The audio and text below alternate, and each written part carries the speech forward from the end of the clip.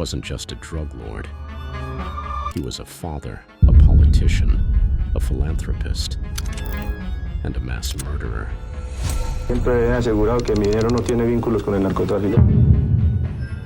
Pablo Emilio Escobar Gaviria built an empire so vast, it challenged entire governments, and won. They called him the king of cocaine. But behind the blood and money was strategy. Ruthless, brilliant strategy. Today, we uncover 5 life and business lessons hidden in the rise and fall of the most dangerous businessmen in history.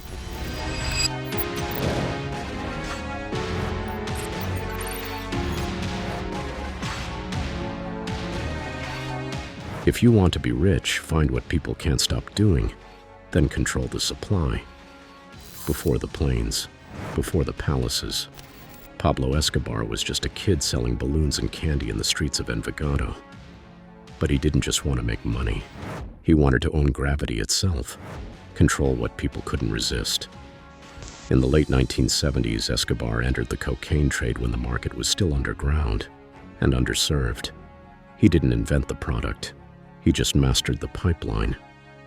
He didn't market to customers. He marketed to addicts. He didn't build demand. He fed it relentlessly. Escobar bought 15 planes, 6 helicopters, and multiple submarines to smuggle his product across borders. By 1980, he controlled 80% of the world's cocaine trade. Cocaine wasn't just powder, it was leverage. Escobar turned narcotics into a supply chain so efficient, even CEOs studied it. From Wall Street to Hollywood, the appetite was bottomless. And Escobar? He became the supplier for the insatiable. Lesson 1. Addiction isn't just chemical. It's emotional, digital, and habitual. In business, find what your audience can't stop doing, and offer it better, faster, cheaper, or first. Escobar didn't sell cocaine, he sold escape. And every great business does the same. Netflix sells distraction, TikTok sells validation, Starbucks sells identity. What addiction are you feeding?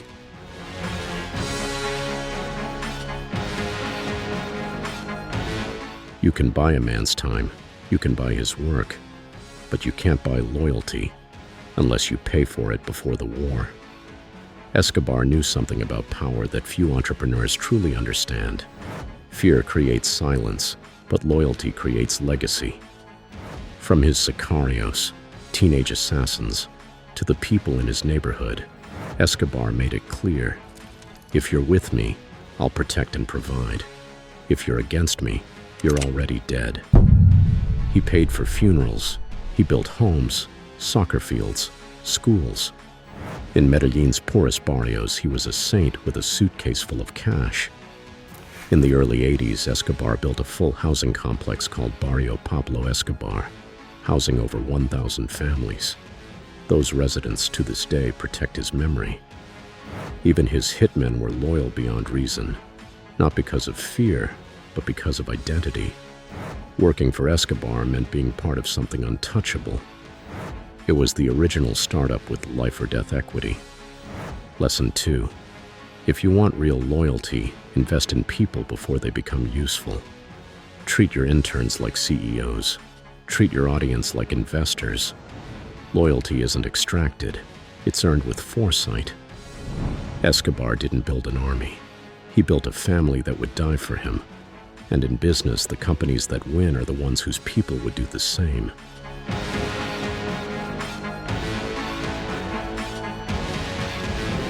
In 1982, Pablo Escobar ran for Colombian Congress and won, but not for the title. He did it to buy legitimacy. He knew the golden rule of power. If you can't change the rules, own the people who enforce them. Escobar offered judges, cops, and officials a simple deal. Plata o plomo. Take the bribe or take a bullet. Many chose silver. Others chose coffins. But even after he was kicked out of Congress, his political influence only grew. He controlled votes. He negotiated terms of his own surrender. He even built his own prison, La Catedral, complete with a soccer field, bar, and jacuzzi. From inside, he continued operations as usual until the government tried to move him and he escaped. Lesson 3. The world runs on rules, but those rules are written by people, and people are influenced by access, relationships, and leverage. Want to scale your company? Know your regulators. Want to innovate? Understand the policy. Escobar didn't just navigate the system, he rewired it.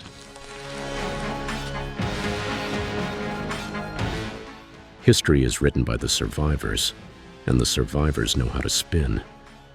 Escobar's brutality was unmatched, but so was his PR. While bodies piled up, he carefully crafted a dual image, monster and messiah.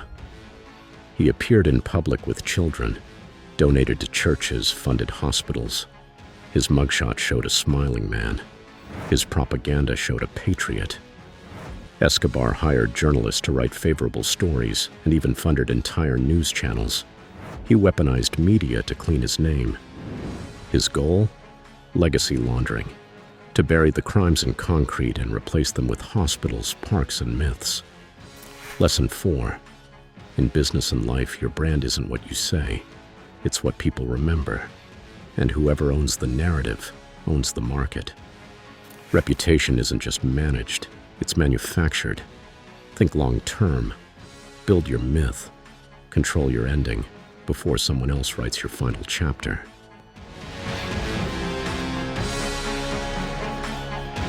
A man who builds an empire on fear will rule alone. By 1993, Escobar was hunted like an animal, trapped by enemies, betrayed by allies, and cornered by the Colombian search block. His death was ugly, sudden, and inevitable, but his influence, still here. Cartels still follow his model. Politicians still use his tactics. Entrepreneurs still chase his efficiency. Escobar's cartel made an estimated $420 million a week at its peak. His personal stash was so large, rats reportedly ate $2.1 billion in stored cash each year.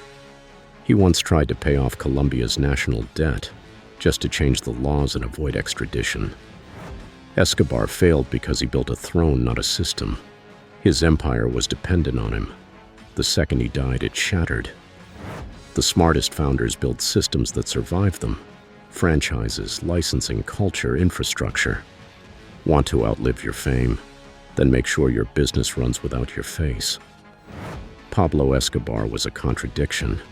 Brilliant and brutal, generous and genocidal. His life was a lesson, not in ethics, but in power. He taught us how empires are built and how they fall, through addiction, loyalty, influence, legacy, and fear. But the real lesson: tools are neutral. Strategy, discipline, scale, branding, these aren't evil. But in the wrong hands, they become weapons.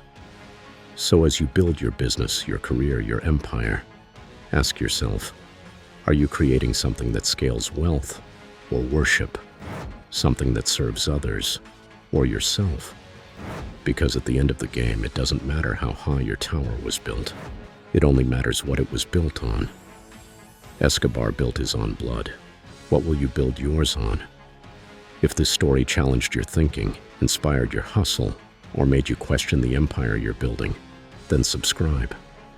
Here at Money Tales, we don't just tell stories, we decode power. Like, comment, and share this video if you want more deep dives into the minds behind the money. And remember, empires fade, but the lessons, they outlive the kings who taught them. Thanks for watching, and keep building smarter.